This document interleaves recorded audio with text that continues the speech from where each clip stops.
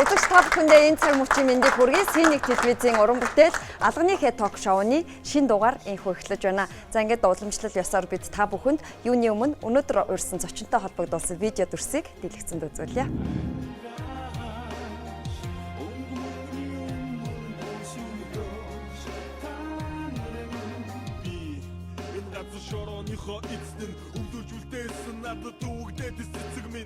Өдийг хүртэл бусдад алдаа гүч эцэстэн Үсат нөнгө мөнгөөр арилжихыг үдсэн би азгүй хүн би хувийн заяагүй хүн Амиа өгтөө эцэг минь биднийг овтох хаяагүй юм харин би дуурстыг ураачаа марцаа мөнгөд байвал болоо гэд бид баялагын зарцаа баялаг ихээр юуд батрадаг зүйлийг хайн вэ чихэн баялаг наад газар дорчин байхгүй чиний Тийм үзэгч та бүхэн магадгүй тааварсан баг. Өнөөдөр манай нэвтрүүлгийн хойморт өргөцсөн зочин бол та бүхний сайн мэдэх ялангуяа залуусыг байлдан дагуулагч реппер G байлаа. Ингээд бүгдээрээ хамтдаа зочноо студид давхт авцгаая. Сайн байна уу? За, сайн байна. Таны нэвтрүүлгийн хоймор өргөж байна. За баярлалаа. Юу сүртэй зарлалт юм. Залуусыг байлдан дагуулагч шоу. Тэгээ нэг сэлэн барьсан багийн дарагдаж шүү дээ. Сэлэн барьсан байлдан дагуулад байгаа. За тэгэхээр танд би бас эдний дээж цагаан сүгэ барьж байна. Тэгээд хоёлаа сүгэ амсаад бас монгол хүмүүс уулзж байгаа юм чи уламжлалаа дагаад нэвтрүүлгээ эхлэе. Жигийн хамгийн сүүлийн үеийн ойрын үеийн одоо амьдрал уран бүтээлийн сонин сайхан юутай байна вэ? 2018 он ерөөхдөө бас шутрах тийшээ хандж байна. Тэгэхээр энэ жилийн хувьд таны хувьд ямар ололт амжилттай, онцлогтой, бүтээлтэй юм жил байваа?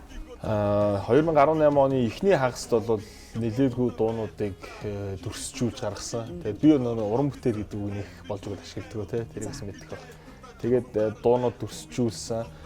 5 сард Солонгос улсад 2 өдөр яг өөрийнхөө бие даасан тоглолтыг хийсэн. За тэгээд Европоор тоглолт хийсэн 100 Америкаар десант найзтайгаа хамт. За тэгээд Европоор тоглолт хийсэн 100 Америкаар десант найзтайгаа хамтраад одоо тур хийж одоо аялын тоглолт хийсэн байгаа. Дэлхийн одоо лавга ахтаа хамтарсан. Зам зарын дууг тий яг шинчилж ингээд хипхоп маягт оруулж одоо хүргэснээс хойш тэрнээс хойш бол ямарваа нэгэн клип дуу бол гаргаагүй байна.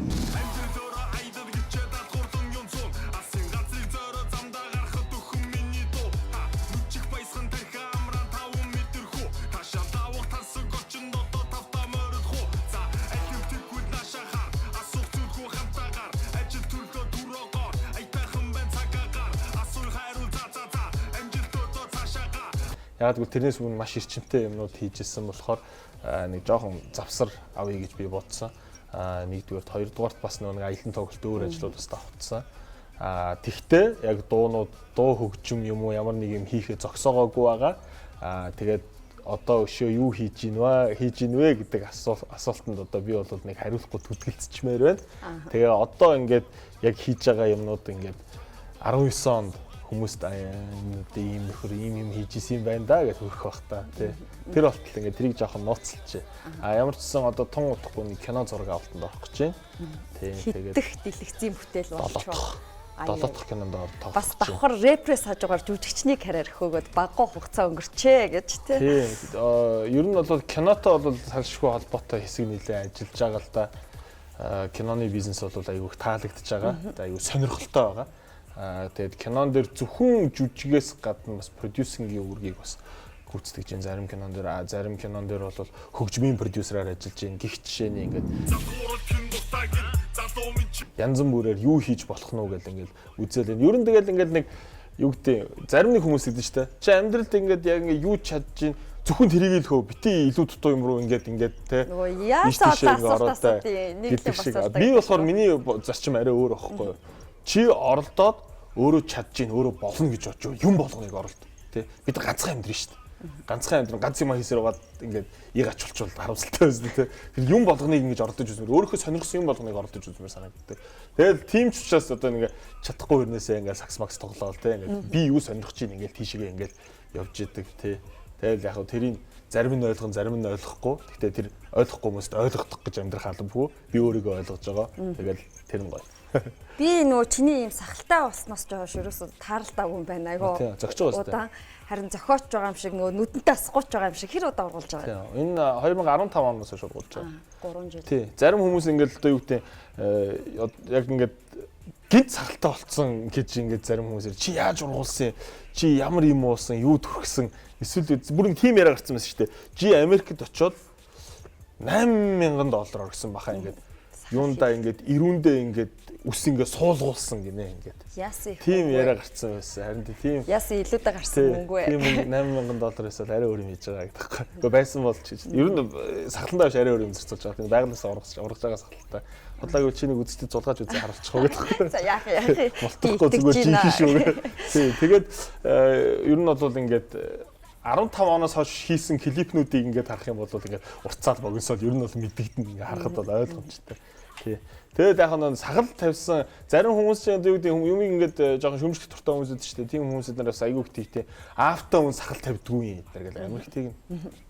Тэгээд миний аавтаа аагүй яаж мэдээд байгаа юм бол тий. Ер нь бол манай аав бол бас тэнгэрт одоо олон жил болж байна л доо. Тий. Ер нь монголчууд дураараа штэ хүнийг юу ч хэлж болно. Хүний үзэл бодлыг бас юу ч өгөөсгөж чаддаг, дэвсэлж чаддаг ийм жоохон нэг харгас болоод байгаа мó гэж тэгээд талаас нь харъя л да. Тэгээд талаас нь харах юм бол энэ чи арчил эрхчил байхгүй юу? Хүн дуртай юмаа ярьж болж тийм үү? Яг тэр шиг би дуртай үсээ нүүрэндээ бас ургуулмаар байгаа байхгүй юу? Тэгээд энэ дээр гол нь яг нь би биендээ нэг жоох ухамсартай бас юмыг нэг арай жоох эргээр нь харуул те. Окей, одоо юу гэдэг чи би нэг хүнийг хараад чи ямар муухай хувцалцсан ингэж би хэлж болохгүй байхгүй юу? Яг тэгвэл тэр хувцас тэр хүн таалагдчих болно шүү дээ. Надад таалагдахгүй ч болно. Тэр бол миний асуудал биш байхгүй юу? А тэр хүнд өөртөө таалагдаад тэр хувцсыг өмсөн гэж болно. Би тэр хүний үзэл бодлыг хүнд итгэх хэрэгтэй. Энэ бол жинхэнэ аргачлал гэж боддог шүү дээ. Тоглолтын аялан тоглолтын эргэн тойрны санаачнаас бас сонсомоор байна. Хилийн чандад амьдарч байгаа монголчууд маань жиг яаж хүлээж авч ийн? Үзэгчдийн уур амьсгал юу нь ямархуу байсан бэ? Одоо сайхан байсан, сайхан байдаг, сайхан байсаар ирсэн шүү дээ, тий. Дандаа сайхнаар хүлээж гоё юм, сайхан сэтгэлдэлтэй буцаадаг. Үзэгчдээ бүгдээр нь баярлалаа. Харангийн лавгаахтай хийсэн замд гарын дууг би уулна асуулт болгон бэлтгэсэн байсан чинь чи өөрөө ярьсан. Тэгээд замд гарын дууны YouTube-д байгаа үзэлт тэгээд тэр хүмүүсийн доор нь бичиж байгаа комментууд за ер нь бүгд аюу гоё байсан. Тэр дууг сонсоход бас аюу урамтай нэг тийм шинэлэг баянлээ. Тэгээд ер нь бол хамтарч байгаа уран бүтээлчдтэй тавих шалгуурч гэдэг юм уу энэ болгоо дандаа чиний санаа байдгүй. Замд гарын дууны санааг гаргаад ер нь жоох удсан л та нэлээд удсан. Тэгэд одоо за би энэ дээр амар их юм тайлбарлах болчиход байдаг. За ер нь бол ингээд цомхон товчлчээ тий. Ер нь дуу гэдэг зүйл бол зөвхөн ингээд жи гэдэг хүн ингээд ганцаараа бодож хоб гэж хийчихэж байгаа юм биш. Энэ дээр бол ард нь асар олон хүн ажиллаж байгаа. Одоо жишээлх юм бол манай одоо битмейкер продюсер Луя байна одоо энэ яг энэ хөгжим хэмнэлийг шинжилээд орчин үеийн хэлбэрт одоо ингээд хип хоп хэлбэрт одоо оруулсан тийм хүн байгаа. За дээрээс нь манай продюсер Чин Хааст гэдэг үү манай. За одоо манай маркетинг дээр одоо жишээлбэл одоо Майк буюу мөх сайхан гэдэг манай одоо миний менежер залуу одоо ажиллаж байна. За тэгээд сошиалоор энэ дууг яаж хүргэх үү, яах вэ, яаж ингэж олон хандлт авах уу гэдэг чинь сошиал менежер манай ажиллаж байгаа. Гэвчлээ маш олон хүний ингээ хүч хөдөлмөр энэ дээр шингэж идэг. За тэгээд одоо яг маркетинг талд нь ярих юм бол жишээлбэл энэ дуу замд гарыг гэдэг дуу байна гэж. Замд гарыг гэдэг дуу бол харан хавлагын Чукаах зохиосон тийм үү. Чукаахаас энэ дууны одоо дуу би асуулгүйгээр те шууд аваад дуулчих болохгүй. Асуулаа гэхэд мэдээж хэрэг тийч төлбөр тооцоо гэдэг юм байна.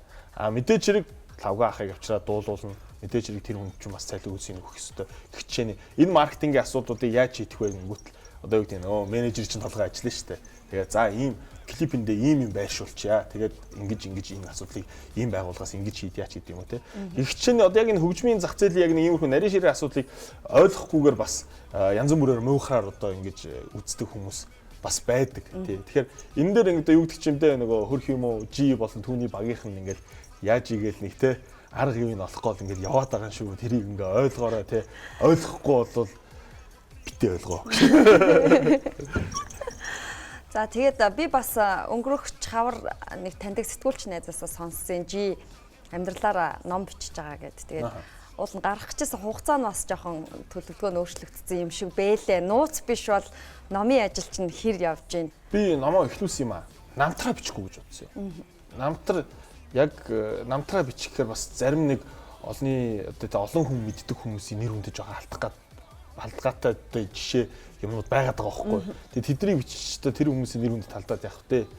Зөвхөн тэгсэн дөрөд өөрийнхөө яг нэг харах өнцөг үзэл бодлоо бичиж гэж бодсон юм. Тэгээд эхэлсэн. Тэгээ эхлэнгүүт тэр чинь ингэт юм байна. Би энэ үзэл бодлыг, би энэ дүгнэлтийг би тим явдлаас сэтвлээд ингэж авсан гэд бичгээд ялчгүй намд болчиход байгаа байхгүй тэр. За яагаад ямар ч гэсэн бичээл эхлээл 2 дугаар бүлгийг эхлээд 2 дугаар бүлгийнхаа талд нь явж байгаа тэгээ хайцсан юм.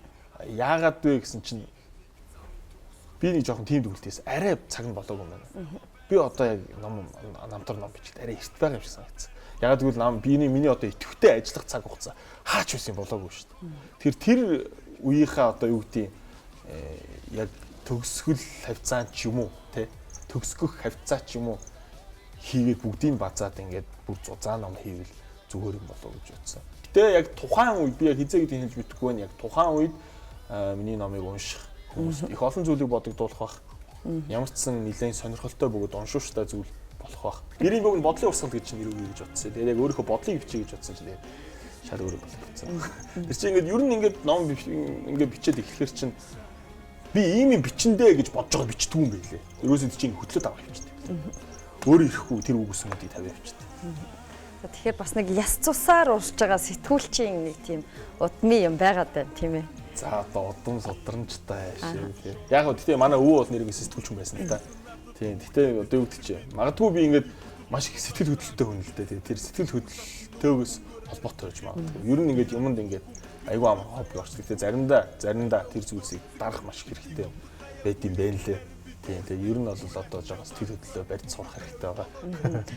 Нас ч гэсэн жоохон яваад байна тийм. Явах шүү дээ. Аа шүү дээ. Би одоо дөнгөж 35 настай эд алдаг дээр байна шүү дээ. Энд чинь 90 хүний 40 насыг чи эд нас гэдэг юм шүү дээ. Би эд насан дээр очиход 5 жил дотор байна шүү дээ. За тэгвэл сонсогчдын насны хувьд хамгийн одоо Жигийн хамгийн ахмад сонсогч хэдэн настай хүн байдаг мэдгүй. Тэр 70-80-тай өвөө минь өдөр хүлээ авалтан дээр нь очиж дуусчаад ирсэн шүү дээ тий. Юуны Мойси эдийн засгийн сургуулийн 65 жилийн өгсөн баха. Багш нартан зөвлөв. Багш нар нь тий Жиг дуулуулмаар байна захиалсан байлаа.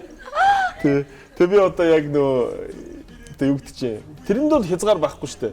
Намайг тэдэн настай хүн сонсож байгаа тэдэн настай хүн сонсохгүй гэдэг хязгаар байхгүй. Би тэрийг мэдэхгүй. Тэг ямар ч байсан тэр сонсож байгаа хүмүүс намайг амьдар дуулахыг харах эсвэл миний цомгийг сонсох үедээ надаас хүссэн зүйлээ авч чадчихвэл эсвэл хүсээгүй ч хамаагүй хэрэгтэй зүйлээ авч чадчихвэл тэр миний ажил шүү дээ. Тэдэн насныхан руу зориулсан ч гэдэг юм уу тэднэр рүү тийм одоо мессеж хандлагыг өгөх гэж хийдэг тийм уран бүтээлүүд гэж байдгүй. Байлгүй байх. Бага. Одоо жишээлбэл замд гарын бол бүх насныхан зориулсан дуу шүү дээ. Замд гарын дуу бол ингээд яг утгаар нь ингээд замд гарын хөдөө ивэ гэсэн дуу бол биш шүү дээ. Энэ бол яг миний тэр үгнүүдийг сонсох юм бол амьдралын замд гарья. Амьдралыг ингээд те ингээ аялалтай ингээд жишээд одоо зүүрлээд ингээ хэлж байгаа. 108 гэдэг дууга 108-ыг бол би яг үндэ бол хүүхдүүдэд зориулж гаргасан. Хүүхдүүдэд зориулж 108 гэдэг тоог хүн болгонд тийм утасны дугаарыг хүүхэд болгон цээжлээсэ гэж зориулж гаргасан. Гэхдээ мэдээч хэрэг давхар хүүхдэн сонсож байгаад эцэг эхчүүд нь гэртээ сонсч таа. Тэр эцэг эхчүүдэд хүргэх мессежийг давхар энэ суулгах хэрэгтэй гэдэг утгаар одоо юу гэдэг чинь тэгж зориулттай ингэж насанд нь зориулж гаргах дуу мэдээж байсан. Тий. Ер нь бол зарим дуугаа би өөртөө зориулж байна. Зарим дуугаа шууд нэг хүн зориулж магадгүй чамд ч юм уу тий. Шууд нэг хүн зориулж байна шүү дээ. Пад гэдэг. Зориулж хийсэн дуун дотор бас нөгөө дис дуу бас нэлээ олон байна тий. Тэрийг ер нь болоог байгаа мó. Дис үү? Би нэг дис хийхгүй л байгаа шүү дээ. Сүүлийн одоо анзаараад байхад ер нь сошиал орчин ингээ хөгжснөөр хүн болгоо ингээд өөрсдийн орон зайтай өөрийгөө илэрхийлэх боломжтой болцсон тийм үү. Тэнгүүд ингээд бүр ингээд жоохон ингээд те баг миний настыг ингээд даблтцсан жоохон хүүхэд хүртэл над руу орж миний амьдралыг заах жишээ нь байдаг байхгүй юу? Байдаг. Энэ бол худлаа биш. Бүгдээрээ л мэдчихэж байгаа шүү дээ. Тэ. Тэгээ би зүгээр юу гэдэг чинь сошиал хэрэглээндээ ингээд юу тийм бусдын талаар бичихтэй би нэг юм хэлмээр байгаа байхгүй юу? Битээ заавал нэгний шүүгээд байгаа чи. Бид нар ч бүгдээ шүүгч биш шүү дээ. Яг ингээд хипхоп хийж байгаа ингээд ийм одоо хүмүүст шүү дээ. Ер нь бол яг төдийгөөс өдий хүртэл энд одоо тулж ирэхтэй туулж үтсэн юм зөндөө олон байгаа. Зөндөө олон. Зарим хүмүүс одоо юу гэдэг миний хажууд ингээд одоо юу гэдэг надтай сугдалцаад ингээд миний амьдралын турш хамт явсан юм шиг надаас илүү миний амьдралыг мэддэг хүмүүс байдаг тий. Тэгээд юумэр ч юм дээ. Яг нөө яг тэр дүүнерт зориулж хэлэхэд бол та нар ахыгаа шүүж барахгүй шүү. Яг үнэндээ. Нэр ингэсэн. Ах нь энэ хүртэл ирэхдээ юу үдсэн гэж бодож байна. Ямар юмнаас татгалзаж, ямар юмыг үгүйсгэж, ямар юмыг өөртөө нааж, яаж энэ хүртэл ирсэн гэж бодож байна. Мэдэхгүй шүү дээ. За би сошиалын талаар яг асуух гэж байлаа. Саяхан Instagram-д Жигийн одоо Instagram хуудас бол 100,000 гаруй дагагчтай болсон байсан. Facebook, Twitter-т ер нь одоогор яг хэдэн дагагчтай, хэдэн найзтай байна вэ? Twitter-т бас нэлээд бас цөм жирэх юм аа хаяа. Миний чинь Twitter-ийн нөгөө bio team шүү дээ. Нөгөө байнга жирэхгүй хаяа гуаглал гэдэг юутай шүү дээ. Twitter-д би Twitter миний хамгийн явдггүй сошиал Twitter байхгүй. Twitter-д би ер нь ингээд юм ингээд бичихээр нэгтгэж одоо ингээд ингээд ихтэй юм бичдэг байхгүй юм бичснэ. Шаас ингээд буцаа устгачдаг байхгүй. Ягаад тэгэхээр ингээд Twitter рүү ингээд ороод уншгүй тийч мэдээж 9 жорын хүмүүс байгаа тийм. Зарим нь үнэхээр лаг юм бичин. Зарим бүр үнэхээр явахгүй юм бичин те. Зарим зүгээр ингээд би тим хоол идэж байна. Йоо баас хүрээтэй яах вэ? Бараг тэгээд очиод баагач тэгээ хэлж мэр те. Бараг тим авч ингээд янз бүрийн хүмүүс байгаа та тэгээд тэр болгоныг өөрөө хараад тэнгүүтээ өөрөө нэг юм бичих гэр ерөөс явдггүй байхгүй. Тэгээд Twitter-д бичгээсээ илүү унших илүү дуртай. Тэгээд яг уншдаг гэсэн хүмүүсээ дагдаг. Хит нэг улс төрчих бас дуртай биш. Facebook-т бол 530-аад мянган лайктай, дагагчтай хуудастай. Бараг хагас сая. Тийм, бараг хагас сая. Тий. Гэтэ би хизээч одоо Монгол улсын тэтээ намайг дагчлаа ингэж мэгсэн удаа байхгүй шүү. Зарим хүмүүс тэгж бодоод би зүгээр л хэрэг дурлал сонирхоо асуусан юм аа. Instagram бодвол харин сүүлийн үед аягүй сонирхолтой байна шүү дээ. Гэвэл сүүлийн үед хүмүүс сошиал манлайлал гэж их ярьдаг болчихжээ л дээ. Таны харж байгаагаар ер нь сошиал манлайлал гэж юу юм? За дээрээс нэг жоохон марзгнаад асуухад хүний постын доор орж ирээ хоорондоо хэрэлдээд идэх хүмүүсийг та юу гэж хардаг вэ? Тэдэнд хандаж юу гэж хэлмээр байна? Би тэдний юусаа харддаг шүү дээ. Хоорондоо хэрэлдэж доотлын комментиг уншдаг юм уу? Тий, хэрэлцээд хэрэлдэж ин даа гэл ингээд скроллчихдээ шүү. Тий. Хэрэлдэж ин заацсан. Одоо хэрүүлд оролцоод яг тий. Ер нь харахад юм ер нь ихвчлэн бага насны хүмүүс байдаг шүү дээ. Би ч одоо тий бас 2 хүүхдийн аав, би чи 9 хүн шүү дээ. Би одоо хөвгүүттэй очиод ингээд янз бүрийн юм яриад яваад байж болохгүй үсттэй тий. Тийм юм чи тэгэл ер нь хайчдаг. Ер нь бол сошиал манлайлал гэсэн үү тий. Уучлаарай би сошиалыг ашигладаг. Би нэг тэрийг манлайлах гэдэг юм байхгүй. Зүгээр яг өмнөний хэлэхэд ингээд юу гэдэг би өөрийнхөө одоо эрх чөлөөтэйгээр өөрийнхөө дуу хоолой болон өөрийнхөө хийж байгаа зүйлийг амьдралын хэм маягийг бусдад түгээх хэрэгсэл болгож ашигладаг. Магадгүй намайг сонирхож байгаа, миний эргэн тойрныг сонирхож байгаа, миний амьдралын хэм маягийг сонирхож байгаа тэр хүмүүс одоо намайг дагдаг баг. Олон дагчтай болоод ирэхээр манлайлж ийн гэж үзэж явах шиг л байна л да. Тэгэхээр нэг хариуцлага гэдэг юм чи орж ирж байгаа. Хинд юу хүргэх вэ? Одоо өөрийнхөө дагагчдад юу хүргэх вэ? Миний сошиал хуудасуудыг харах юм бол би ер нь бол улс төрчдгүү. Улс төрийн талаар юм. Ер нь тэгээ бас хит одоо сөрөг юм руу бас ордоггүй. Одоо ийм юм боллоо, инглээ тэглээ гэдэг. Аль болох эерэг, аль болох одоо тий хүнд нэг тийм гэгээтэй зүйл өгч юмсан, бас нэг хүнд хэрэгтэй зүйлийг өгч юмсан гэдэг талаас л ер нь оруулдаг. Та гэхдээ нийгмийн болохгүй байгаа ч юм уу нэг тийм хүн болгоны нэг ам захтансан нэг яг ингээ манай улсад ийм ч юм болохгүй байна. Ер нь ингээ нэг болохгүй байгаа сэдвүүдийг уран бүтээлээрээ бол дуугаараа асуудал хүндэж гаргадаг үсттэй. Тийм мэдээж дуугаар гаргадаг тий. Дуун дээр хэлж байгаа дуу гэдэг чинь бас нэг арай өөр тийм үү. Сошиал гэдэг чинь бас нэг арай өөр. Би хэлээд ш дуугаа би эндээ сошиал яг уу дуугаа түгээх хэрэгсэл болгож ашиглаж байна тийм үү. Яг тэрнтэй адилхан байхгүй. Тэр дууг сонсоод хүн юм болон тэр дууг сонсгох сувг нь сошиал. Улс төрчдөггүй гэдэг үгийг бас нэлээд олон ашиглалаа. Тэгээд миний бас асуултын дунд байсан.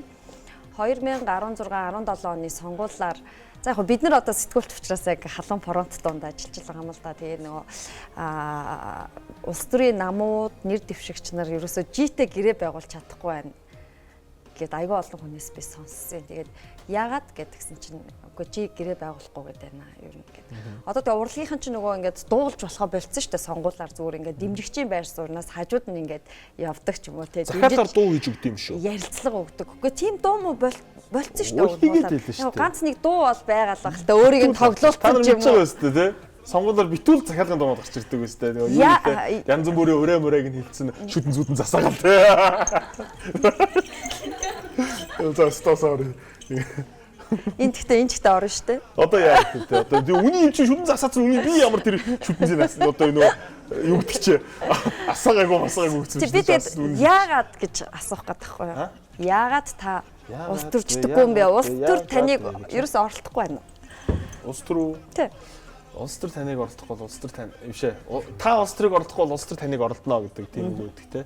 Нам надаар дутхгүй юу вэ нэг тиймэрхүү үг өгдөг те бас нэг би одоо нэг тэртлийн юмыг хөөхгүй явал болоо л байна. Тий. Тэртлийн юм ч гэсэн над түүгээр болоо л ах баг. Тий. Яагаад заавал. Яг энэ дэр мэдээж хэрэг маш олон оролдлого байсан. Энийг үүсэхгүй асар их хэмжээний бэлэн мөнгө авчиж нүдэн дээр харуулсан тохиолдолч байгаа. Тэ? За хийчгээ гэлтэй. Тийм тохиолдолж байна. Эсвэл тэгэл ингээд зарим нь бол бүр ингээд шууд ингээд утцмцаар ингээд өөрсдөө ярина штэ. Одоо ундаг том хүмүүс ч өөрсдөө. Тэр байна. Одоо тэгмээр байна. Би тэгдэггүй штэ. Чи тэгээ яадаггүй. Сайн ярина штэ тэ. Жаахан боттогоргоот гэж бодож боддөө шиг. Тэгээд би зүгээр ингээд дуртай ямаа хийж байгаа. Би яг энүүгээрээ явмаар байна гэл. Яг тэрэн дээрээ бат зогсоол тэгээд явчих тийм дөө. Хип хоп, рэп, за Болливуд томороор явуулдаг тийм. Энд одоо энэ телевиз, радио, медиа ч гэсэн холбоотой. Зэвсэг واخгүй юм чинь. Энэ зэвсгийг юуны төлөө юунд ашиглах вэ гэдэг чинь одоо яг тэр хүмүүсийн. Одоо би яг үнийг хэлэхэд бол ингээд энэ медиа салбарт бол би амар сэтгэл дундуур явдсан шүү дээ. Зөвхөн хин нэгний утсан хүүгэлдээ те ингээд ийм тарих угаах хэрэгсэл болцсон. Тэгээ манай одоо юу гэдэг чинь зэрэтэлч гэсэн үзэгчд ч гэсэн одоо нөгөө хүлээж авахтаа мэдээллийг боловсруулах тийм юу байхгүй болцсон. Шууд утгаар нь юмыг хүлээж аваад энэ урлагч гэсэн байгаа шүү дээ. Би зүгээр тэдний нэг баймаар гэнэ. Ягаад гэвэл би сонсогчдоо өөрсдөө тэр сонголтоо хийх чөлөөг нь үлдээмээр байна. Би тэр сонголтонд нь би нөлөөлмөргүй шүү дээ. Магадгүй би гарч ирэл энэ хүн сайн хүн энэний төлөө саналаа өгвөл намайг сонсдог дэмждэг хүмүүс итгэж шүү дээ. Тэгсэн тэр хүн ийм юм бишүүл яах вэ? Магадгүй намайг сонсогчдоо мань хамт сонгогчтойгоо хамт бас эхэлсэн байвал би яах вэ? Энэ чинь хариуцлага байна. Тэгэхээр хэнийг сонгох вэ гэдэг дээр яг тэр хүмүүс өөрсдөө бодож байгаа саналаа өгч хэрэгтэй. Тэгээ бас ингээл ер нь хүмүүсээсээ урайлмаар л байна тий. Ер нь ингээл би та хэдийн сонгуулийн дуумууд дуулдаг үн хан шиг сонссон шүү дээ. Их айхтарын байдгүй юм байл шүү дээ. Битгий тийм хямдхан байл та тийм үстэй. Баярлаа. Сонгогчд маань бас баг худалдагдаач гэдгийг би бас нэмээд уриалчих тийм ээ. Манай сонгогчд бол өөрсдөө одоо гол зүйлээ хийдэг. Тэгээд сонгосныхоо дараа дандаа халгалдаг ийм асуудал бол бид нэг гэдэг өөрсдөө сонгодог бид. Бид нар дандаа өөрсдөө сонгодог. Сонгонгууд араас нь битүү амбард нь битүү муулна те. Энэ ч болохгүй, тэр ч болохгүй цэцээс бид нар өөрсдөө сонгосон шүү дээ. Тэгвэл өөр сонголтыг хийж үзье л да тийм. Одоо эргээр сайхан жигийн амьдралын хэв маяг хэмнэлийн талаар ярилцъя. За тулааны урлагт дуртай, фитнесээр хичээлдэг, сакс тоглодог гэд маш олон юм хэмнэлүүд байна. Энэ бүхнийг яаж зохицуулж, яаж төлөвлөдөг вэ? Тулаанаар бол хичээлдэг байх тийм ээ, зөвөр үздэг, сонирхдаг байх гэж бодож байна. Сонирхдаг. Гэхдээ бас хичээлж ирсэн. Нэг жил гаруй хугацаанд идэвхтэй хичээлсэн. Бүгэн жүкүүгээ дожогийн одоо баяраа огч дээр нэг жилийн хугацаанд эрчимтэй хичээлжсэн. Тамирчтай хамт төлөвлөлт хийжсэн. Тэгээд одоо болохоор нэг хитрхи олон юм болохоор ингээд яг тулаанаар хичээлж бол авчихгүй. Тэгээд яг энэ ажлын ачаалттай үе тулааны спорт хийхээр бас жоохон нэг тийм бие организм маань жоохон уналтанд орох гэдэг тохиолдол байдаг учраас одоохондоо тулааны спортоор хичээлэхгүй байгаа. Одоо бол 7 хоногийн 4 өдөр фитнес хийж байгаа, 7 хоногийн 2 өдөр нь сакс тоглож байгаа. Тэгээ өвдсөн нэг өдөр нь амарч байгаа. Амарч байгаа гэдэг нь ямар нэг спорт өгөхгүйгээр амарч байгаа гэсэн. Тэгэхээр ямар нэгэн байдлаар 6 хоногт болвол сайхан биеийг эрүүл байлгаж хөлсийг бол гаргаж байна тийм ээ. Хөлсийг бол хайр найрг уурсгаж байгаа тийм. За тэгээд жи бол шивээсэнд маш их дуртай. Хамгийн сүүлд билүү 14 онд 15 шивээстэй байсан гэж би сонссон. 18 онд хэдэн шивээстэй болсон бэ? Тоог алт. Хамгийн сүүлд хийлгсэн шивээстэй сонирхолж болох уу? Хамгийн сүүлд хийлгсэн. Энэ 3 сармагчингийн толгой хийлгсэн юм уу? Мууг харахгүй, мууг сонсохгүй, мууг ярихгүй гэсэн утгатай. За ер нь таны биеийн дээр байгаа шивээсүүд ямар утга санааг их хөвчлээ илэрхийлж байна. Зөвхөн тухайн үеийн сэтгэлгээгээр л нэг юм символуудыг сонгох юм уу? Гүү шүү дээ. Юу гэж тухайн үеийн сэтгэл хөдлөлөөр юм хийхөө одоо гэдэг чинь. Тухайн үеийн сэтгэл хөдлөлөөр юм хийвэл А дээр нэмэх нь бэ тэнцвэл ав юу ирэх хэлдэг хэвчсэн байгаа шүү дээ. Хүмүүсийн өсөг шивцэг хэрнээ тэр хүнтэйгээ суугаагүй муугаагүй зөндөө хүнийг харж ирсэн юм битээ гэхтээ. Нэрийг биччихээ суугаагүй хүн ч байдэн шүү дээ. Би бас мэдэн тийм хүн. Уучлаарай наваа гэдэг. Одоо үзэж байгаа хаа. Тэг яг шивээсийг бол мэдээж хэрэг юу гэдэг би болохоор яг шивээс нь дуртай гэж хэлж штэ. Тэр нь болохоор би өөрөө бие дээрээ шивээс шивүүлэх дуртай байхгүй. Тэрнээс би яг шивээс нь дуртай гэхээр одоо юу гэдэг чинь өөр хүний бие дээр байгаа шивээс болгон дуртай гэсэн үг биш шүү дээ. Өөрийн бие дээр би шивээс идэх дуртай. Мэдээж хүний бие дээр бас гоё шивээс байвал мэдээж дуртай байх уу. Шивээсийг бол би бол урлаг гэж боддог. Тэрний ямар урлаг байвал хүний яг дотоод үзэл бодлыг арьсан дээр нь гаргаж одоо уралдаг тийм урлаг гэж би боддог. Тэгээ тийм ч учраас би яг өөрийнхөө яг үзэл бодол үс санаа юм ер нь бие дээр болгодог. Тийм байна. Ер нь бол шивээсийнхээ тоог бол алдчихсан. Одоо ингээд хөл мүл нуруу цээж хэрхий дээр хүртэл байгаа. Бараг тэрнээсээ таашаал аваад байна шүү дээ. Харин тийм үзүү хараа суугаад явж лээ тий. Тэгээд нүүрэн дээрээ дахиад шивээс идэж болохгүй гэсэн аа. Тэгээд шүтлэгтэй холбоотой юу? Үгүй. Ихнэр. За гэр бүлийн болон хувийн амьдралын талаар хоёулаа нэвтрүүлгийн 2 дугаар хэсэгт ярий төр завсарлая.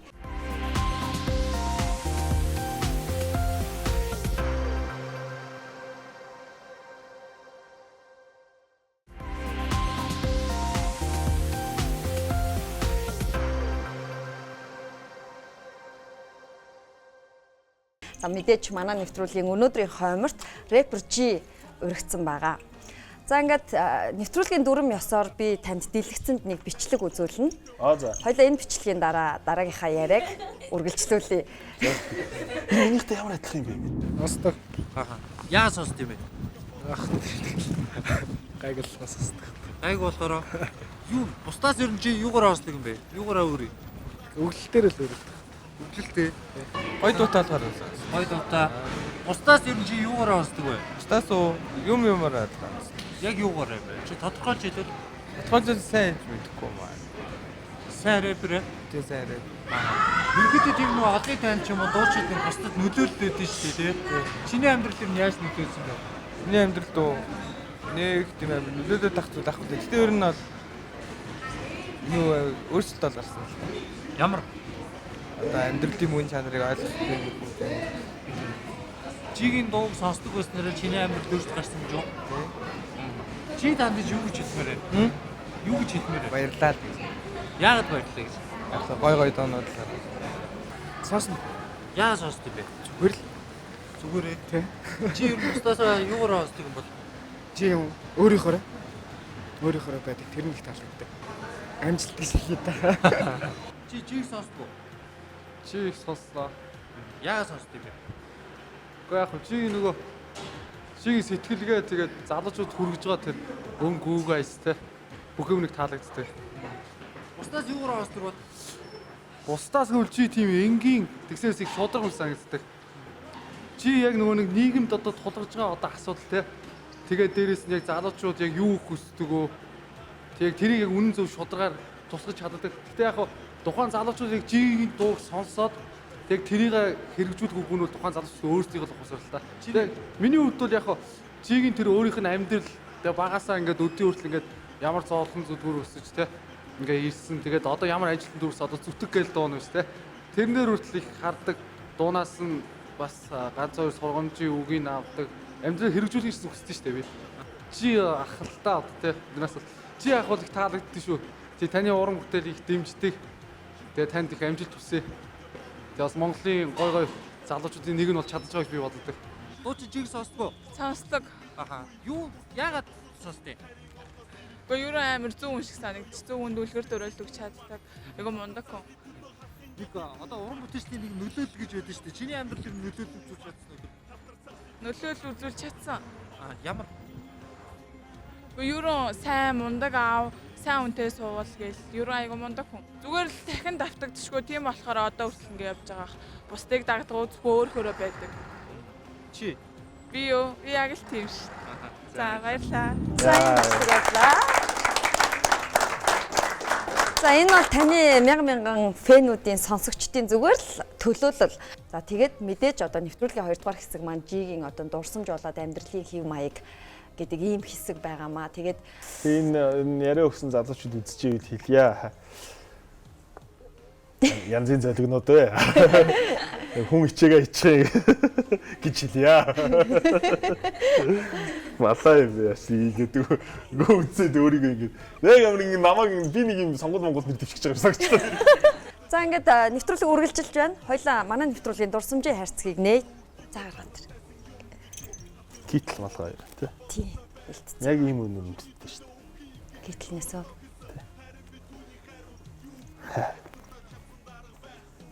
аав санагдаж байна. За тийм ээ бид яг энэ дурсамж руу хөтлөхийн тулд бас бэлтгэсэн байгаамаа. Энэ хинийх юм бэ?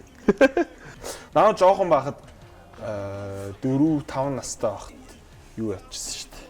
Би нөгөө галын цэргийн улаан погонтой хувцас асууж өмсөд өөр хангаад цэргийн ангид цэрэг ах нартай оройнтож игсдэг байлаа шүү дээ. Тэгээд 5 настайдаа цэргийн алд хаасан гэд бичсэн байдаг тийм хошгиндаг. Юу харах нь байна.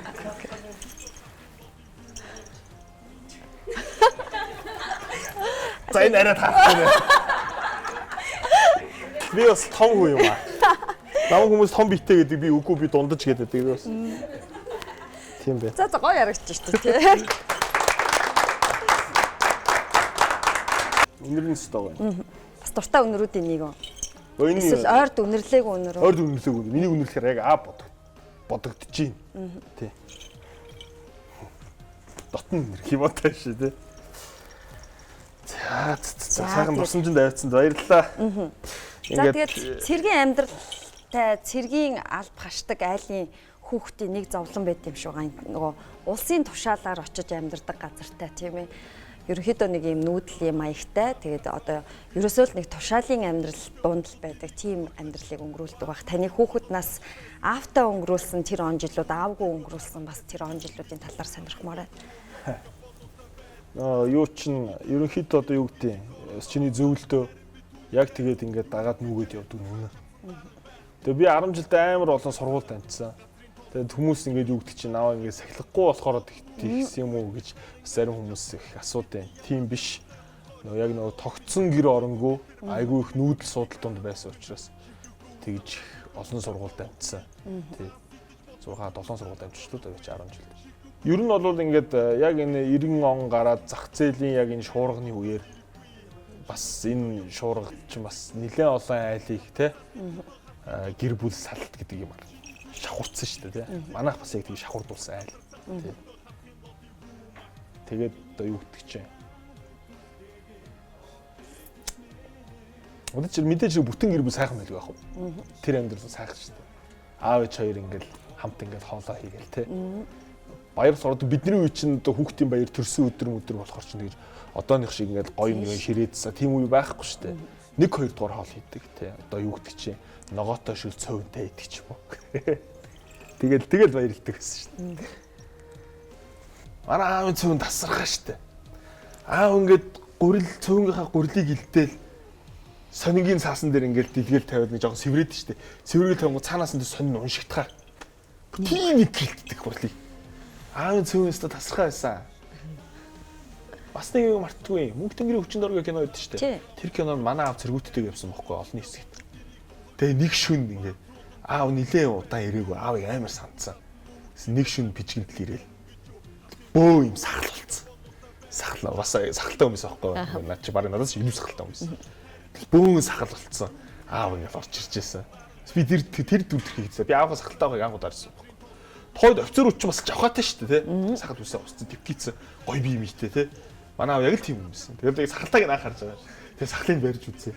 Тэгээд сахлаараа ингээд миний хацрыг ингээд ирвэгнүүлээд гिचигдээд тэрийг бас ерөөсөө мартдаггүй. Мартахгүй олон дурсамж бий. Жигийн өөрийнх нь одоо нөгөө аав болсон мэдрэмж ямар байдаг вэ? Ер нь ирчүүдийн хувьд нөгөө анхны хүүхдээ харах, за тэгээд нөгөө имлэг рүү эхнэр төрөхөө явах тэр мэдрэмжүүд их сонирн байд юм шиг санагдана. Яг нэг тэр нэг хэсэг хэд нэг 4-5 цагийн амьдралыг би сандгүй шүү дээ. Би ингээд агаарлуу тасраа битсэн. Юу яг ямар ч нэг ухамсарт үйлдэл хийгээл ингээд яваад байгаа. Гэтэ ингээд яг тэр орон зайдаа байхгүй байгаа ч биш тийм. Манай эхнэр төрөхөд би ингээд яг төрөх өрөөрөө хамт орж исэн. Хамт ороод утсаар бичлэг хийгээл тухай ич. Тэгээд анх манай том охин бургуучин төрвөл. Тэгээд нөгөө ингээд төрхийн орон дээр тавил нэг жинэлж мэлж үзсэн шүү дээ. Тэгээд харахад ягаад ч надад аав шиг харагдсан шүү дээ. Царай. Хөөх. Тэгээд яг нөгөө би нөгөө аавыг дөрөсөн болохоор аав дөрөсөн болохоор аав шиг харагдсан баг л та. Тэгэл харагдаад хөөх гэл. Тэгээд тэр хэсгийн амьдрал ер нь тийм игээд бүр ингэ агаар дээр ингэж хөвж явсаар байгаа гэдэг яатсан. Тэгээд хоёр дахь хүүхдэр болохоор арай туршлагатай болд юм байна. Нэг арай өөр. Хоёр дахь хүүхдэр болохоор намайг төрхийн өрөөнд оруулаагүй юм чинээр. Хоёр дахь хүүхдэр хацка дээр бол бүр туршлагачж байгаа юм чинь. тэгсэн үү? Наа чин тэгдэ. Өөр мэддэг болсон тий. Шүн ээлжилж мэлжилж тэврэх эхнэрийнхээ ачаалаас үүрлцэх тохиолдол юу нэх байсан уу? Байсан тий. Манай эхнэр чинь одоо 1-р курстэй төрсөн штэ. Бургуужин гаргасан штэ. Тэгээд 1-р курст байсан бургуужин чинь 1 сарын 3-нд төрсөн. Тэгээ 2 сар нөгөө цагаан сар өнгөрөөд хичээл нь ордон штэ. Тэнгүүт ингээд яг 1 сартай бургуужин. Тэгээд эхнэр хичээлдээ явдаг, би хүүхдээ хардаг. Тэгээд хичээлийн завсарлагаанаар тэр үед би нэг улаан хөөрөө өвгөн бензтэйсэн 80 оны. Хичээлийн завсарлагаанаар ингээ хүүхдээ нөө машин суулгаад машинаа барьж чаад эхнэр нөө их завсарлагаанаар гүйж гарч ирээд машин дотор хөхүүлдэг. Тийм байсан. Тий. Тэгээ бас манай одоо 2 дахь охин маань Хацкагийн Хацка гараад 1 сар усны дараа эхнэр маань одоо яаралтай ажиллаар Австрали руу 2 сарын хугацаатай явах шаардлагатай болсон. Тэгэл хүүхдүүдтэйгээ үлдсэн шүү дээ. Тэрэл нэг хөтлөө. Хүүхдүүдтэйгээ үлдсэн тий. Тэгэл ямар ч ажиллаа амжуулчаад ирсэн. Тий. Тэгээ ер нь болдоо юм дөө. Тэгэл муу аав бол биш баха. Харин сайн аав шиг санагдсан. Бүр нэг амар сайн мэн гэж бас нэг өөрийгөө хэлэх нь ашиг. Тэрийг дээр нэг өргөн тойрны хүмүүс хамт амьдардаг хүмүүс л дүгнэх байх. Яг ингээл нөгөө сошиал орчинд бол харж байхад хүүхдүүдтэйгээ өнгөрөөж байгаа, гэр бүлтэйгээ өнгөрөөж байгаа цаг завын хувьд бол бас нэлээд боломжийн тий зарцуулаад нэлээ өөр аргаар ч юм уу хүүхдээ хүмүүжүүлээд байх шиг харагддаг. Яагаад гэр бүлтэйгээ байгаа, яагаад тэр юутайгаа одоо юу гэдэг хүүхдүүдтэйгээ байгаа тэр юмыг яагаад заавал би сошиалгаар харуулад тий. Яагаад заавал би тэр сошиалгаар харуулад байгаа гэдэг чинь бас би зүгээр нэг ингээд саваг үтж яваад харуулад байгаа юм биш шүү дээ. Тэр чинь бас бусад аав нарт, бусад гэр бүлүүд тий ингээд үлгэр дүүрээд үзүүлэх ч юм уу одоо юу гэдэг чи ингэж болох юм байна ч гэдэм үү те тэр талаасаа л би харуулъя гэж тэгж зорж байгаа. Тухайн үед ингээд манай найзуудаас нилээд нь ингээд хагас унчаа. Болж байгаа байхгүй гэр бүл салдаас бол те магадгүй миний хийж байгаа тэр зүйл ганц 2 айлт ч гэсэн одоо те бас бүтээн амьдралыг авчрах, гэрэл гэргийг авчрах тэр нэг жижигхэн нөлөөллийг үзүүл чадаасаа гэж боддог байхгүй. Яг л би өөрөө тэр амьдралыг үзсэн шүү дээ. Тэр өөр хүмүүс тэр амьдралыг битгий үзсэн. Та одоо яг туйлын шударгуу зарим нэг бас нэг шудраг бус загнах ч гэдэг юм уу ийм ер нь хэмнэлийн зүйл байдгүй одоо нэг хаяа нэг ажлааслаа худлаа хэлчих ч юм уу те нэг тиймэрхүү жижигхэн нүглүүдийг хийдгүү. За би өстой шударгаар хэлье байгаа. Мэдээж хэрэг байгаа. Тийм. Гэхдээ яг тийм юм хийцэн дараагаар ингээд айгүй хэцүү үйд шүү дээ. Өөртөө нэг ийм дотор ингээд нэг ийм буул харч чулуу ингээд амандаа залгицсан тэрэнд ходоодонд ороод ингээд чингэхгүй байгаа юм шиг те. Нэг амар тостой цэв мангар үсэж байгаад амар их идэхээр нэг тэгдэж штэ. Тийм мэдрэмж төрөөд идэх байхгүй. Дотор ингээд нэг юм бөө юм ингээд хурцсан. Тэгээ яг үннийг хэлэх бүгдээрээ мэдж байгаа штэ. Өнөөгийн нийгэм яг ингээд бүх юм шударгаар ингээд явж чадахгүй штэ, амжихгүй штэ. Тэгтээ үзэл бодол үг хэлнээсээ ухарна гэдэг юм бол биш штэ. Тэр бол шал өөр. Үзэл бодолтой үнэнч байна гэж юу юу хэлээд байгаа юм бэ? Уу яг нь үзэл бодол гэдэг юм чи өөр аягүй сони юм байхгүй. Хүмүүс ингэдэж штэ одоо юу гэдэг чи үзэл бодол чинь одоо тэгж ингэж хувирлаа гэж үзэл бодол чинь өөрөө хувирж идэг юм баггүй. Үзэл бодол чинь гаднаас нөлөөлж байгаа, орчин тойрноос нөлөөлж байгаа, амьдралд үзэж байгаа тэр зүйлсээс нөлөөлж байгаа тэр нөлөөлийн дагуу үзэл бодол чинь хэлбэрээ өөрчлөлөө. Улам баяжаал, улам өөр болоод арга нарийсаа л. Нэг тийм зүгээр алтан зарчим гэж байдаг юм уу? Хүн өөрөө өөртөө тавьдаг зарчим байдаг байлгүй дээ. Надад л өөртөө тавьдаг зарчим байдаг тий. Жишээлбэл хоцорч болохгүй шүү. Ямар нэгэн дээр хоцорч болохгүй. Төрүүлж очих хэвээр болж өгвөл одоо юу гэдэг яг тохирсон цагтаа очих хэвээр тий. Одоо надтай хамтарч ажилладаг одоо киноныхан бол бүгд мэднэ дээ. Жи яа цаг өртөг үү гэдэг. Энэ тэгээд ямар юутай вэ гэхээр нөлөөтэй вэ гэхээр бусдаа нөлөөлж байгаа байхгүй. За нөгөө жи чинь цагтаа ирнэ. Эрт нь гэрлийн тавьсан байхгүй болохгүй шүү. Тэгээ нөгөө хүлээгээл ундууцаад гэх мэдээж хүлээж байгаа ч ундууцчих эхэлнэ шүү дээ. Өө яач та надад одоо яах гэж цаг гэдэг тэтэн цаг гэж хэлэхгүй яасан юм бэ гэх тий. Гихчээний. Тэнгүүд нөгөө бусад маань багийнхан маань цагаа барьдаг болж байна бүх зүйлдээ. Тэгээ бол тиймэрхүү нөлөөтэй байд юм байна лээ. Тэгээд энэ юу гэдэг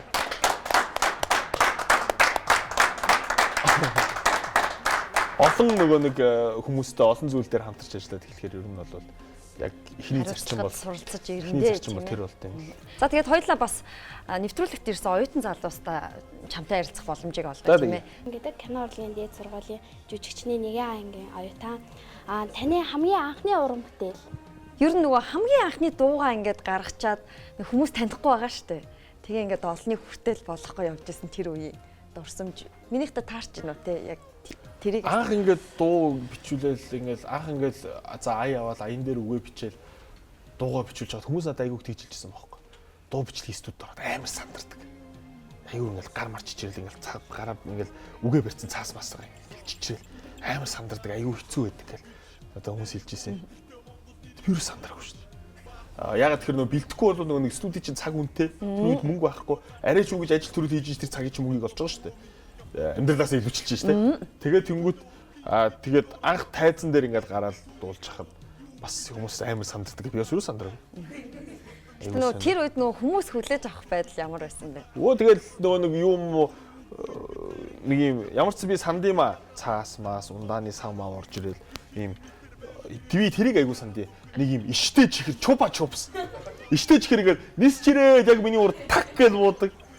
Би нөгөөтхийг авснаа ичдэг ч юм уу гэж нэг утсан. Ингээ харсан нөгөөт нь шороо мороо очиж за бас нэг хоёр таарж байгаа таашиж юм. Тэгээд хөвөлтэйгээд явжсэн. Тэгээд нөө зайл майл гээл тэ хүмүүс үзэгчдээс орилж морлол тий. Анхны тез бол тийм л байсан шүү. Тэгээд ерөөсөө сандраагүй хийх ёстой юм а хийгээл дуулах ёстой дуугаа дуулаад буусан тий. Дуугаар болсон хамгийн анхны орлого бас өөрийнхөө хөдөлмөрөөр болсон хамгийн анхны орлого ямар орлого байсан бэ? Ер нь хүнд нөгөө нэг яг ингэж өөрөө хичээж болсон хамгийн анхны орлого хамгийн дурсамжтай байдаг шүү тий. 92-оос 93 оны шилж үед л баг. Тэр хавцаа. Бид нар ч нөгөө нэг туршилтын үеийнхэн штэ. Нөгөө үсгээ Монгол бичгээр заалгасан тий. Босоо Монгол бичгээр заалгасан үсгээ.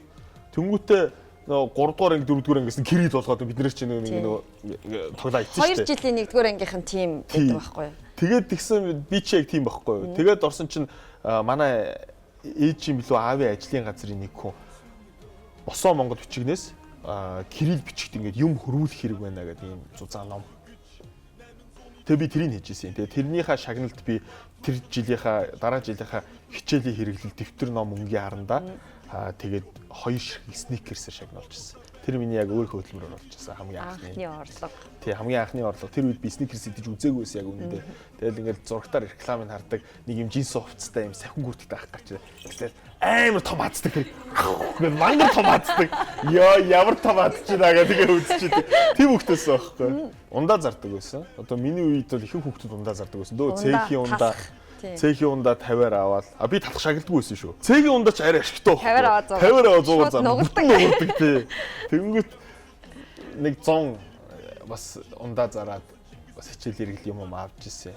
Тэгээд нэг давсны 100 айлын тэнд нэг давсны үйлдвэрт ажиллаа. Давсны үйлдвэрт очихоор нэг яг тим ажил, нэг банк хийдэг ажил гэж байхгүй. Тухайн үед очиод ажилд хуваарлагддаг.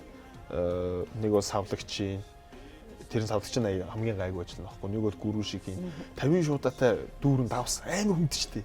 Тэгэл 8 дугаар ингээ хүүхдэрийг тэгэл зөөгөл явдаг байсан шүү дээ.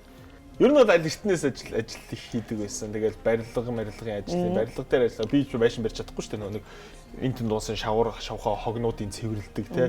Тэгэл нэг юм тэр төрдөг тэргийн түрэл ингээд аваачаал хасгаж масдаг тийм ажил хийдэг байсан. Тэр яг дээд сургуульд ороод харин хамгийн азтай 1-р курсээсээ телевизэд одоо туслахаар ажилд орж эхэлсэн. Тэгээ нөгөөх нь 2-р курстээ ороод эвлүүлэгч, монтажч одоо эдитер гэж ярьдаг шүү дээ. Эдитер болсон. Тэгээ 3-р курсээсээ бас ганц нэг реклам хийдэг, алтар хийдэг болсон. Тэгэл ер нь айгу. Тэгээд сургуулаа төгсчөөд халтур хийдэг байсан, Excel машинтай таксинд явдаг байсан. Ер нь зөндөө ажил хийж үзсэн. Тийм байна. Ер нь юу ямар ч ажил өгсөн та хийчих юм байна. Яаж ч амжиж юм байна. Дуулж муулаад клип гаргацсан нөө манай ээж нөө бөмбөр дээр ундааны лангууд байсан бохоггүй. Тэгээд нөө ундааныхаа лангуунд би яаж настай ээжрээ ундаа өргүүлээд яваад байхгүй. Гүрүүшгийг хийдэг. Тэгэл тухайн үед ингээл хүмүүс намайг хараад энэ нөгөө нэг дуулаад байдаг нөгөө чи энэ вэ штэ ямар арчаагүй гар вэ. Гүрүүшиг хийдэм байж штэ. Тухайн үед тэгээд тэгж нэгээр намайг шоолдог л байсан. Одоо та бөмбөр захын хажуугаар гарахад ч юм уу ер нь гой санагддаг. Гой санагдаж би ингээд орж моруулдаг нэг ундааны юугаар нь орж яваад ингээд өрөлт мөрөлтийг хараад би энэс лаг өртөг байсан шүү дээ. Бодлоо шүү дээ. Би ч ингээд таацсан тултал мангар өндөр таасан ш таацсан тултал нь өрдөг. Өөр янз бүрийн юм хийдэг байсан дөө. Тийм. Тэгээд буруутсан юм байхгүй шүү дээ. Яг хөгжим хийхгүй ч байсан. Нэг хүний гар харахгүй энэ тэнд очиод гүрүүш хийгээд чамаагүй амьдэрчих واخ уу. Би ингэж боддог хүн хамгийн үнцэнтэй байдаг юм юу юм бэ? Тэгэхээр хүнд яг амьдралд ганц тохиох юм айгүй үнцэнтэй байдаг. Тэгээ би энэ дээр бас нэг юм одоо юу гэдэг нь жоохон хүмүүс танд хэлмээр байна л да. Амиа оролт гэдэг юм амар ихсээд байна гинэ. Тий. Хүний амьдралд ганц олддог бүр цорын ганц олддог юм бол ам байхгүй юу? Ам нас байхгүй. Тий.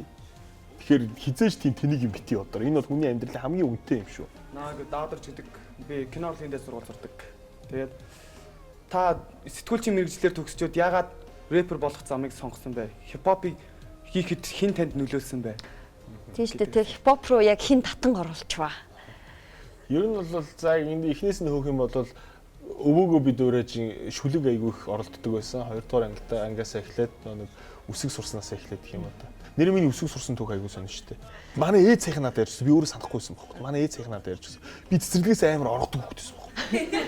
Тэгээд 4 настай цэцэрлэгтээ тогтхол цэцэрлэгээс оргоод гэртээ ирээд орон доогоор ороод хөвтчихдэг. Тэгвэл нөө орны доотлолт ингээд нэг юм тавиад хатаадаг юм сонин дэлгээтэй байдаг. Тэгээд тэгсэн чи ээж нэг удаа ажиллаас ороод ирсэн чи би тэр сониг ингээ уншицсан хөвтчихсэн гэсэн орон доор.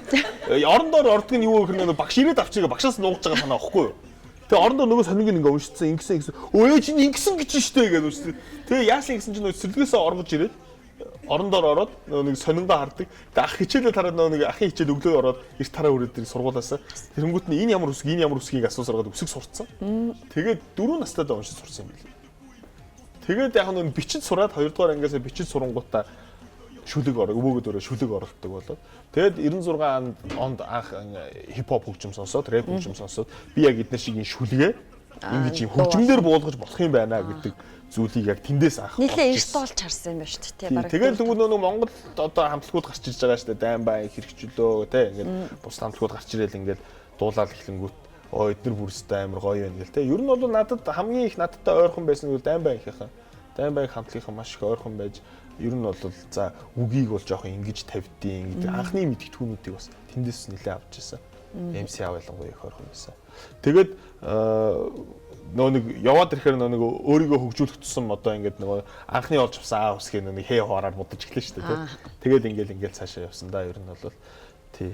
Тэгээд өшөө ингээд юу гэдэг юм дээд сургууль сурж авах хугацаанд рэп хөгжимд одоо дурлах рэп хөгжимд дондох тэр зүйл нэр зогсоогүй байхгүй.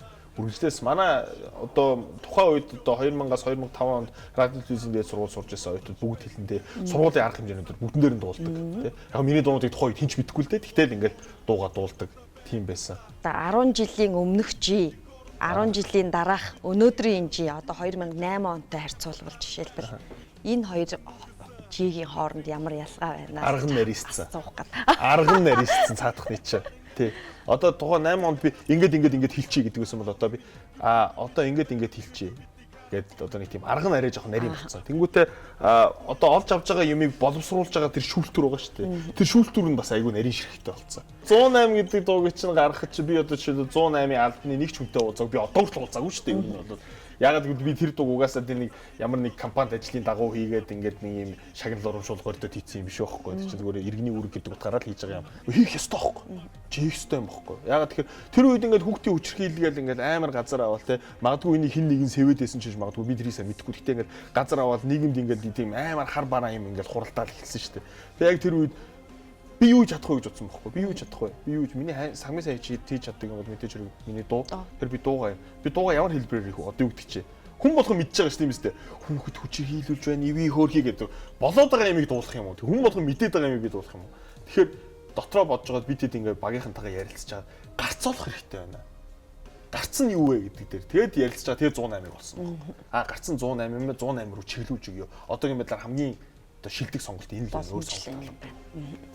Тий, тэгээд нөгөө нэг яг үзэгчийн асуултанд дээрээс хариулаагүй шүү дээ. Тэгээд нөгөө нэг зөндөө ажил хийжсэн мөртлөө ягаад би рэп хөгжим өрхөө би үнэхээр дуртай байсан бэ? Би юу ч хийжсэн би энийхээ хажуугаар заавал энийг хийдэг байсан. Дууга бичүүлэх мөнгөө багаар ингээ хоримтлуулдаг байсан ч юм уу те. Тэгэл ингээд яг үнэхээр дуртай байсан л. Тэгээд яг дуртай юмараа ингээд амьдарч байгаа.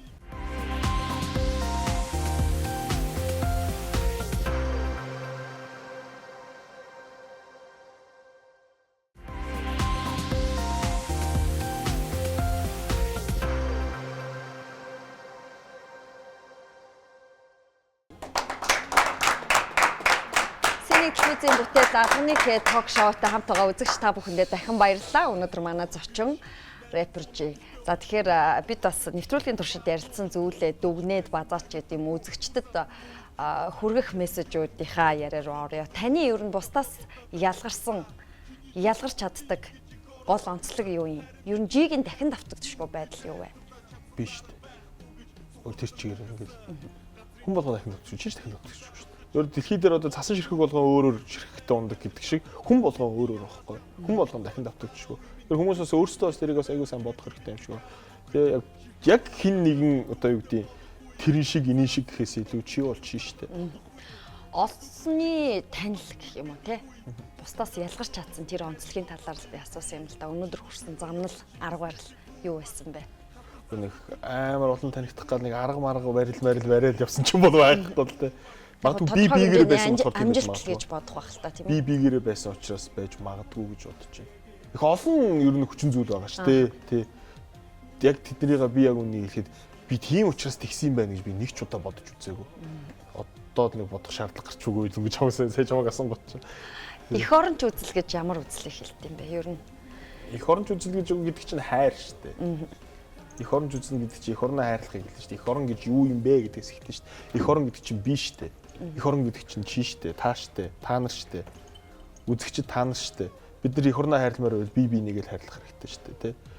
Мэдээж хэрэг газар нутаг юм хүм бүхэл зүйлс орж байгаа, түүх дурсгал бүхэл юм орж байгаа. Гэхдээ бид нар өөрсдөө хүмүүс ч гэсэн эх орон шүү. Бид нар бас би нэгээ хайрлах хэрэгтэй шүү. Би өөрийнхөө зөв гэж бодсноор л би бусдад одоо баг зэргээр чамаагүй нөлөө үзүүлэх тэр зүйлдээ одоо уриалахыг л хичээж байна. Яг тэр л зарчмаар явж байгаа. Бусдаас ялгарах одоо тэр онцлог зан чанар гэдэг юм хүний цуснд заяагдмал төрд юм уу? Авьяас байдлаар төрөөд тэрийг хүн өөрөө хөгжүүлээд явд юм уу? Эсвэл хөдөлмөрлөж тэрийг бий болгож олж авд юм уу? Энэ дээр та ер нь яг би бүр яг ингээд нөгөө дуучны хувьд аваад үзгээд. Дуучнаар ярих уу? Тэгвэл ярих юм байна. Дуучнаар ярих. Одоо жишээлбэл ингээд авьяас гэдэг бол 100% хангалттай зүйл биш юм а гэдгийг бид нар амьдрал дээр харж штэ. Тайзан дээр гарч ирээд 2 дуу амьдаар дуулж чадахгүй дуучин бүр топ дуучдын зэрэгэлд явж байгаа жишээ нь тийм үү. Тэгэхээр энэ хүнийг гэтээ тэгрүүгээр нь өөнд төлж чадахгүй. Яа тэгвэл тэр хүн топ хэмжээнд хүртэл хөдөлмөрсөн байгаа байхгүй. Дуулж чадахгүй ч гэсэн хөдөлмөрсөн байна штэ. Тэгвэл нэг авьяастай хүмүүс нь хаана? Доор нөгөө. Тэд нар яг хөдөлмөрлөхгүй байгаа. Залахгүй бай тий. Зугаа цэнгэлд уруу татагдчихээн. Арай өөр зүйл рүү явж чинь тийм үү. Тэгэл юм. Тэнгүүт авьяас хөдөлмөр хоёрыг хэрэг хослуулчвал хаа үржүүлэх вэ гэдэг чинь эндээс яг дүгнэлт хийвэл гараад ирж тийм үстэй. Та яг ингэж шатсан уу? Аль аль нь би яг үнийг хэлэхэд би өөрийгөө хөдөлмөрч би өөрийгөө авьяастай гэж хэлмээргүй байна. Би тэрийг мэдэхгүй. Тэрийг миний сонсогчдолтой миний сонсч биш ер нь зүгээр сонсч намайг сонссон хүмүүс шүүх бах. Зарим нь авьяастай гэх бах, зарим нь авьяасгүй гэх бах, зарим нь хөдөлмөрч гэх бах, зарим нь залахгүй гэх бах. Тэрийг би сайн мэдэхгүй. Миний хувьд гэвэл юу вэ? Би уртгаа хийх ёстой. Би уртгаа хийх ёстой. Миний урдах зүйл хийсэн зүйл маань ард үлдэхтэй чанартай болж үлдэх ёстой. Энэ л миний зорилго, миний хийж байгаа зүйл. Тэрнээс би яг өөрийгөө дүгнээд би бол авьяастай би тэгж хэлж чадахгүй. Одоо яг энэ бидний зэрэгцээд амьдарч байгаа нийгэмдэр за яг одоо ингээд Улаанбаатар хотын хэмжээнд ч гэдэг юм уу те шинэ залуу маш олон хамтлаг дуучид ч гэдэг юм уу рэпрүүд гарч ирж байгаа бах. Тэр хүмүүс дотор одоо G-ийн ингээд тоож сонсож байгаа, үнэлж сонсож байгаа хүмүүс байна уу? Бас нөгөө талаар бүр тийм таалагдахгүй ч юм уу тийм хүмүүс ер нь байгаа юу? Яг сонсож байгаа хүмүүс байгаа. Бас одоо таалагдахгүй хүмүүс байгаа. Гэхдээ би яг тэр хүн болгон дээр нь гэж би бас тэр ярихгүй л те. Зарим хүний зарим дуу таалагдахгүй мөртлөө зарим дуу таалагдах тохиолдол байна. Зарим хүний одоо юу гэдгийг зарим үйлдэл нь таалагдахгүй мөртлөө зарим үйлдэл нь таалагдах тохиолдол байна. Тэгэхээр тэрийг одоо яг нэг хувь хүн болгонтой би нэг одоо энэ хүний энэ юм таалагдахгүй тэр чигээр нь таалагдахгүй гэж авч үзүүл аягүй өрөөсгөл واخгүй. Энэ хүний энэ юм таалагдсангүй. Гэхдээ энэ юм гоё байна гэдэг талаас нь бол харах. Бүгд нь аваад үзвэл хипхопын хөгжил ямархуу явж байна. Зүгээр таны харж байгаагаар та одоо сонссон цагаасаа эхлэх юм бол бас яг хипхоп салбар дотроо салбар гэдээ аваад үзвэл те 20 гаруй жил амьдарсан биш үү? Бас нэг дүгнэлт хийх хэмжээнд ирсэн гэсэн үг. Гэхдээ ер нь бол яг хөтэ ингээд би ингээд яг рэп хийгээл ингээд яг одоо үгтий цомог момгуудаа гаргаал байж байгаа хугацаанд бас ингээд ер нь гялцэл юм дуулдаг хүмүүс бас байсан юм. Тэгэл би амар их юм юмтай, би юутай та нар бол муусан алтрууд гэл ингээл дуулдаг хүмүүс. Би энэний эсрэг аягүйх дуулж байсан. Энэний эсрэг ер нь бас үгээ аягүйх хэлдэг байсан. Одоо бас тийм залуучууд аягүйх гарч ирж байна те. Би ингээд ийм diamond гинжтэй, би бол хаастлаа, би амар мөнгөтэй, миний найз охин хөөхөн, чинийх царай муутай, чиний найз охин ч надад хандардаг. Миний одоо буудлын лоббид 20 охин намайг хүлээгээ байж байна. Тэгээд ийм дуулж байгаа залуучууд бас байна. Эдний яг тэр үед одоо ингээд би яг тийм зүйлийн одоо тэ эсрэг үгээ хэлжсэн шиг тэдний эсрэг үгээ хэлэх хүн одоо бас нэг жоохон байхгүй болж юм шиг. Яг тэр орон зай нэг жоохон өгүүлэлтэд байгаа ч санагдаад байгаа. Тэгээд яг жинхэнэ би бас ингээд юу гэдэг рэпер дүүнэртэй өрөөлмөр байгаа байхгүй. Жинхэнэ баймаар. Жинхэнэ diamond зүүчээд энэ бол diamond гэж дуулмаар. Тийм биз дээ. Одоо юу гэдэг харууд бол тэгж дуулдаг тийм. Гэтэ харууд юу гэдэг жинхэнэ байхгүй. Жинхэнэ. Манай зах зээл ямар үлээ те. Тэнгүүд зүгээр нэг $15-20 тэ нэг юм хөлх шигтгэхтэй тэ гинж зүчээд энэ бол diamond, би бол хаастлаа гэл тэнгүүтээ зүгээр тэ сингл үжиж миний найз өхөө хөөрхөн чиний найз өхөө надад хандардаг гэх тэ ямар хэрэг би тичнээ мөнгөтэй тэгдэг ингэдэг гэл ингээл адилхан л амьдрахтаа явж байгаа би мэдж байгаа шүү дээ, та нарын бүгд чинь мэдж байгаа шүү дээ, та нар ч намайг мэдж байгаа шүү дээ, адилхан л байгаа шүү дээ. Тэгэд ягаад ингээд худлаа юм дуулаад идэм бол тэгээ ягаад хамгийн гол нь тэр худлаа имийг сонсож байгаа сонсогч нар магадгүй итгэжтэй гэж магадгүй л те өөгшүүлээд байт юм бол гэдэг л аюул сонирхол л доо. Ер нь одоо яг ингээд рэп мөн чанар одоо хипхоп мөн чанар бол жинхэнэ дээр л байдаг шүү дээ те. Тий, тэгээд гоё жинхэнэ diamond зүгээд жинхнээсээ тэгж дуулъя хэдүүлээ. Тэр цаг ирнэ удахгүй тэр болтол яг үннээ дуулъя зүгээр. Ихэнх нь гэхдээ үннийг сонсох дуртай байдаг байх гэж боддог шүү. За ингээд өнөөдөр бас бидний цаг зав гаргасанд баярлалаа. Манай нэвтрүүлгийн үзэгчид болон зааланд ирсэн залуучууд нэвтрүүлэг үзэж байгаа залуучуудтай хандаж нэг сайхан уриалга хэлээч. Зочин болгон маань нэг гоё уриалга гаргадаг ч юм уу. Магадгүй сошиалд хэрхэн бие авч явах тухай байсан ч болно. Ер нь амьдралын хэмнэлийн талаарч байсан болно тийм ээ. Залуучуудтай хандаж юу гэж хэлмээр байна вэ? 50 байцгаая гэж. 50 байцгаая. Бодъё. Ямар нэг үйлдэл хийхээ өмнө бодъё. 50. Асуудал жоохон 50 хандцгаая зөмөр. Тэгээд бодъё. Бодоод хөдлөл буруутахгүй шүү. Хөдөлснийхөө дараа бодсон чинь буруу байвал яах вэ?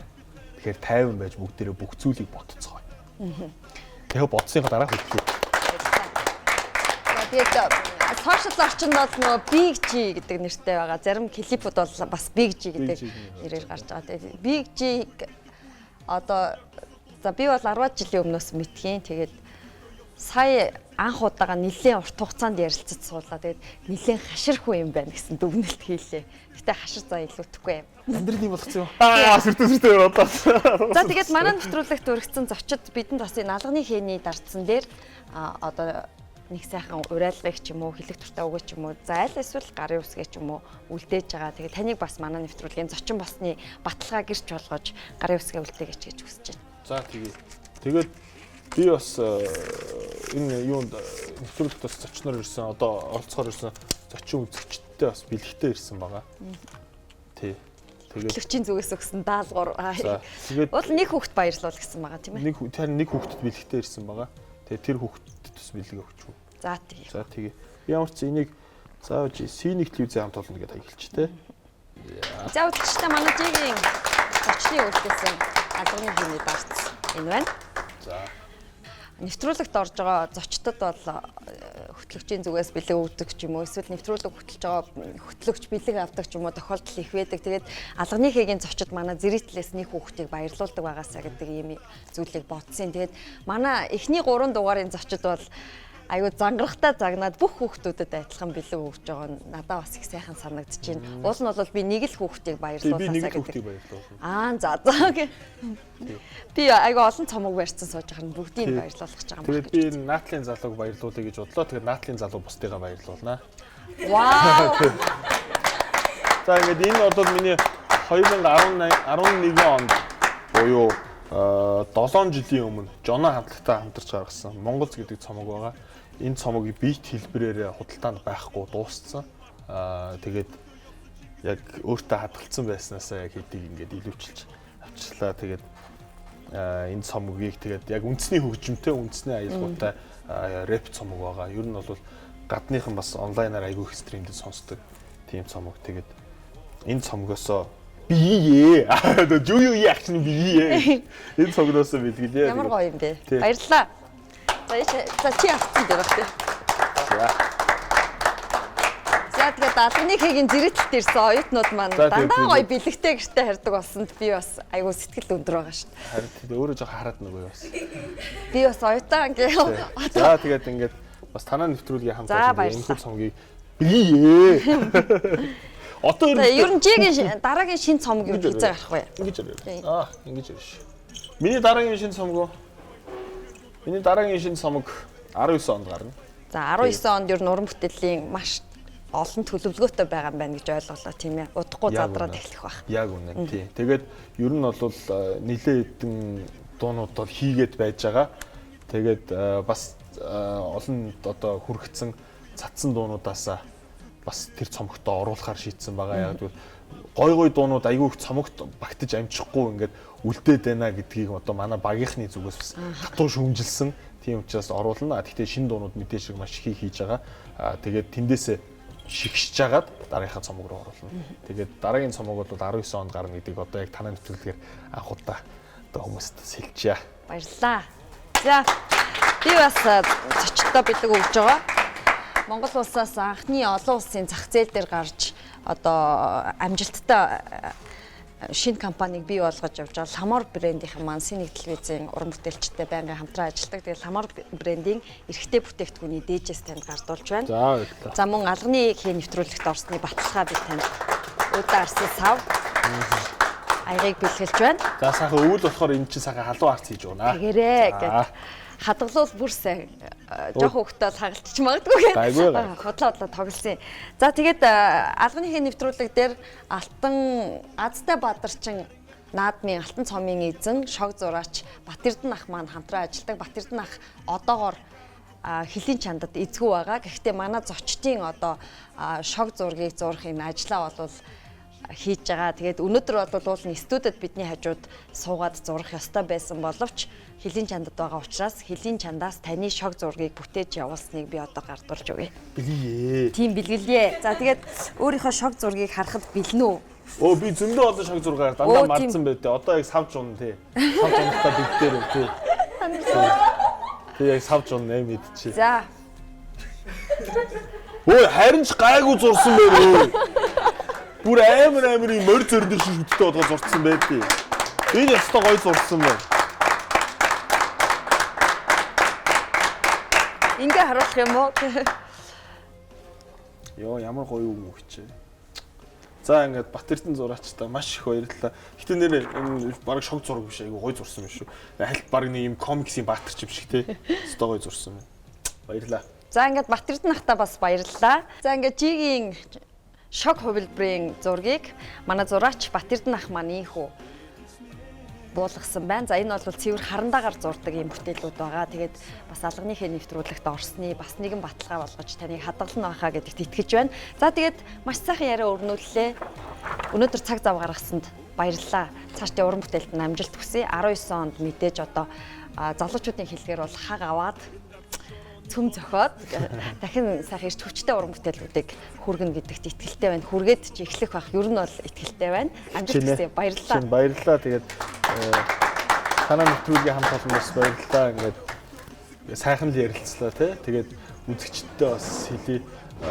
Би бол тий хүн штэ тий зөвхөн өөрийнхөө өнцгөөс ярьж байгаа. Миний одоо ярьсан бүх зүйлээс авах зүйлээ шингээгээд авахгүй зүйлээ хайж гээж үлдээгээрээ тий. Тэгээд бүгдээр аз жаргалтай уртудаан амьдралыг хүсье өрөөё. Ер нь ойрд бас зургатаар нэлээ яриаг уудсан байгаа тийм ээ. Тий, ер нь бол зургатаар яриаг уудсан. Тэгээд би зургатаар гарч байгаа. За энэ дашрамд хаалаа тоглосон. За баярлалаа.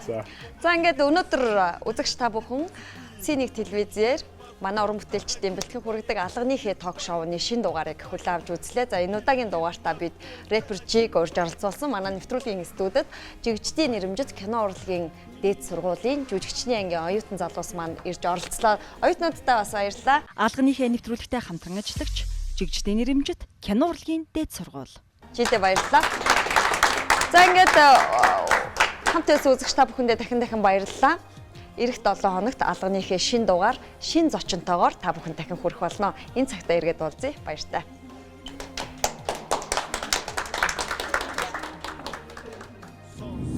Тадрыг наад газраа ухах гэж 800-ны тэгтээ Монгол нэрийг тунхаглаж баатруудан тулалдаж байсан гэвэл үгүй үр садан нөгөөдийнхөө заналтайсан юм гэж юу харах юм бол өвөө минь Японуудаа байлтаа чиний төлөө өгье гэж их орондоо хэлсэн харин би түүний хайрууд юу гэж айлтдаа чадсан дарга байхгүй гэж сухалтан үгэсэн газрын тос үгэж бидний хөлөө алхаж чадна гол мөрөн үгүй бид харин амьдрч чадах уу бидний ямраас шалтгаан хооч дараа үе минь гівчиний метр байвал ирээдүй бидний харан зүхэн ширхэг гүйс татлаас илүүтэй бол